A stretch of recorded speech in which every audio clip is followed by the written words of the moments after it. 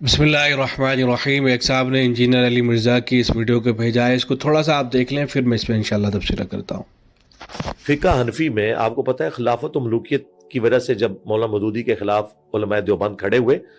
تو عامر عثمانی صاحب جو دیوبند کے مدرسے کے ہیڈ تھے، ان کا تجلی دیوبند نکلتا تھا، ان کو پوری دنیا کے دیوبندی علماء نے اپروچ کیا کہ آپ مودودی کا رد کریں۔ انہوں نے خلافت و ملوکیت پڑھی، 6 مہینے کے لیے وہ سکتے میں چلے گئے، صرف نماز کے لیے باہر نکلتے تھے، کھانا پینا بھی اپنے کمرے میں، وہ مخبوط الحواس ہو گئے۔ انہوں نے کہا مودودی نے جو کچھ لکھا ہے نا خلافت و ملوکیت میں، اگر تو یہ سچ ہے تو اس سے بڑا کوئی بندہ نہیں ہے جس نے تاریخ کو، ٹروتھ کو ریویل کیا، اور اگر اس نے جھوٹ لکھا ہے تو اس سے بڑا دجال کوئی نہیں ہے۔ 6 مہینے بعد انہوں نے 700 صفحوں پہ مشتمل کتاب خلافت و ملوکیت کے حق میں لکھی، جو تجلی دیوبند ان کا ماہنامہ نکلتا تھا اس میں وہ چھپتی تھی۔ اس میں انہوں نے اس وقت کے جتنے دیوبندی علماء کے جوابات دیے، اس میں انہوں نے بڑی اسٹانشنگ بات کی۔ انجینئر مرزا علی بہت جھوٹا انسان ہے، یا تو یہ جھوٹ بول رہا ہوتا ہے، تضاد بیانی سے کام لے رہا ہوتا ہے۔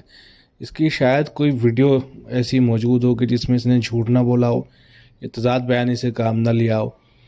بعض مرتبہ تو یہ اسکین دکھا کے جھوٹ بول رہا ہوتا ہے، وہاں بات کچھ اور لکھی ہوئی ہوتی ہے، نقل کچھ اور کر رہا ہوتا ہے، یا اس سے کچھ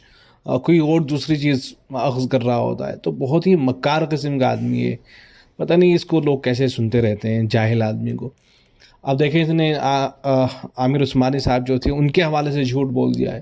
اور کتنے اعتماد کے ساتھ جھوٹ بول رہا ہے کہ عامر عثمانی، پہلے تو یہی جھوٹ بولا ہے کہ دیوبند کے مدرسے کے وہ ہیڈ تھے، اسے تاثر دینے کی اس نے کوشش کی ہے گویا دارالعلوم دیوبند کے وہ ہیڈ تھے۔ ارے بھائی، عامر عثمانی صاحب دارالعلوم دیوبند کے ہیڈ ویڈ نہیں تھے، دارالعلوم دیوبند سے تو ان کا کوئی تعلق ہی نہیں تھا، دیوبند میں وہ رہتے تھے، یہ بات ضرور ہے، لیکن ان کا دارالعلوم دیوبند سے کچھ لینا دینا نہیں تھا، تو یہی جھوٹ بول دیا۔ دوسرے پھر یہ کہانی تراشی کہ دیوبند کے جتنے بھی علماء تھے سب نے ان کو اپروچ کیا اور کہا کہ آپ جو ہے خلافت و ملوکیت رد لکھیے،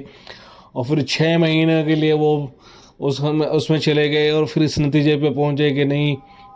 یہ تو صحیح کتاب ہے، اور اس کی تائید کر دی۔ بالکل جھوٹی بات ہے۔ مولانا عامر عثمانی صاحب کے بارے میں سب جانتے ہیں، اچھی طرح سے جانتے ہیں کہ وہ جماعت اسلامی سے وابستہ تھے، شروع سے جماعت اسلامی سے وابستہ رہے، اور آخر تک جو ہے جماعت اسلامی سے وابستہ رہے مولانا۔ جیسے اور بعض علماء دیوبند تھے وہ شروع میں جماعت اسلامی سے وابستہ رہے، مولانا منظور نعمانی صاحب تھے، حضرت مولانا ابوالحسن علی ندوی رحمۃ اللہ علیہ بھی رجحان رکھتے تھے، لیکن پھر آہستہ آہستہ ان حضرات کو احساس ہوا کہ مولانا مودودی صاحب وہ گفتار کے قاضی تو ہیں لیکن کردار نام کی ان کے یہاں کوئی شے نہیں ہے، تو آہستہ آہستہ یہ حضرات جو ہے واپس آگے چھوڑ دیا ان کو، اور پھر اپنی رودات بھی لکھی۔ حضرت مولانا منظور نعمانی صاحب نے پوری داستان لکھ رکھی ہے کہ کیسے مولانا مودودی صاحب کے پاس جانا ہوا، پھر کیسے ان سے الگ ہو گئے، ساری باتیں انہوں نے نقل فرما رکھی۔ تو بعض رات شروع میں تھے مولانا مودودی صاحب کے ساتھ میں، لیکن پھر آہستہ آہستہ ہٹ گئے تھے جب یہ ساری چیزیں سامنے آئیں اور وضاحت کی کہ یہاں جو ہے ان سے غلطیاں ہو رہی ہیں۔ اور مولانا عامر عثمانی صاحب جو تھے وہ شروع سے جماعت اسلامی سے وابستہ رہے، اور آخر تک جماعت اسلامی ہی سے وہ وابستہ رہے، اور جماعت اسلامی کا باقاعدہ وہ دفاع کیا کرتے تھے۔ جماعت اسلامی کے حوالے سے جو بھی اعتراضات ہوا کرتے تھے ان کے جوابات دیا کرتے تھے، تفہیم القرآن پہ اعتراضات ہوتے ان کے جوابات دیا کرتے تھے، خلافت و ملوکیت پر اعتراضات ہوئے تو ان کے جوابات بھی دیے۔ تو ایسا نہیں تھا کہ دیوبند کے علماء نے ان کو اپروچ کیا ہو، بلکہ علماء دیوبند نے جب خلافت و ملوکیت کے اندر جو غلطیاں تھیں ان کو واضح کیا اور بتایا کہ یہاں ان سے غلطیاں ہو رہی ہیں، اور حضرت مولانا محمد میاں صاحب دیوبندی رحمۃ اللہ علیہ نے کتاب لکھی شواہد تقدس کے نام سے،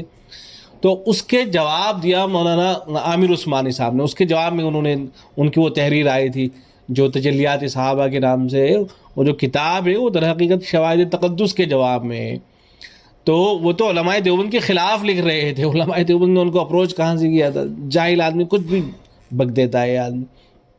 اور رہا خلافت و ملوکیت کا مسئلہ، تو خلافت و ملوکیت میں جن چیزوں پر اعتراض ہوا تو ان پر تو علماء دیوبند کو آپ چھوڑ دیجیے، ٹھیک ہے علماء دیوبند سے آپ کو بغض ہے، نفرت ہے، ان کے بارے میں آپ یہ سوچتے ہیں کہ یہ صحیح بات نہیں کرتے ہیں، آپ کا نقطۂ نظر ہے، لیکن آپ تو ڈاکٹر اسرار صاحب کو تو اپنا استاد کہتے ہیں آپ، تو ڈاکٹر اسرار صاحب نے خود وعدے کیا کہ خلافت و ملوکیت میں مولانا سے صرف غلطیاں نہیں ہوئی مودودی صاحب سے، بلکہ وہ تو باقاعدہ غلطیاں ڈھونڈا کرتے تھے، اور غلط بات جو ہے نقل کیا کرتے تھے. بات کچھ اور ہوا کرتی تھی, نقل کچھ اور کر دیا کرتے تھے. یہ تو خود ڈاکٹر اسرار صاحب نے یہ ساری باتیں لکھی ہیں اور بلکہ بیان کی ہیں, ان کی ویڈیو موجود ہے خلافت و ملوکیت کو لے کر کے. تو علماء دیوبند کو چھوڑ دیجیے, آپ اپنے جو استاد ہیں جن کے بارے میں آپ کا دعویٰ ہے کہ وہ آپ کے استاد ہیں ڈاکٹر اسرار صاحب, ان کا خود موقف یہ تھا مولانا مودودی صاحب کو لے کر کے کہ بات کچھ اور ہوتی تھی, نقل کچھ اور کر دیا کرتے تھے. انہی چیزوں کو حضرت شیخ الاسلام مفتی تقی عثمانی دامت برکاتہم اللہ عالیہ نے بھی وعدے کیا. انہوں نے حضرت نے جو کتاب لکھی امیر ماویہ اور تاریخ حقائق, اس کے اندر ان چیزوں کو وعدے کیا کہ وہاں کچھ اور لکھا ہوا ہے, جو عبارت ہے اصل وہ کچھ اور ہے, لیکن مولانا مودودی صاحب کچھ اور نقل کر دے رہے ہیں. تو مولانا مودودی صاحب کا جو چہرہ ہے وہ تو سب کے سامنے ہے, اور اس میں علماء دیوبند نہیں بلکہ ڈاکٹر اسرار صاحب اور دوسرے حضرات جن کا تعلق علماء دیوبند سے ہے بھی نہیں, انہوں نے خود جو ہے ان چیزوں کو وعدے کر رکھا ہے. بہرحال جھوٹا آدمی ہے, بات کچھ ہوتی ہے کچھ کی کچھ نقل کر دیتا ہے اور بہت زیادہ جھوٹ بولتا ہے. پتہ نہیں لوگ اس کو کیسے سنا کرتے ہیں. اللہ ہدایت سے نوازے ان لوگوں کو.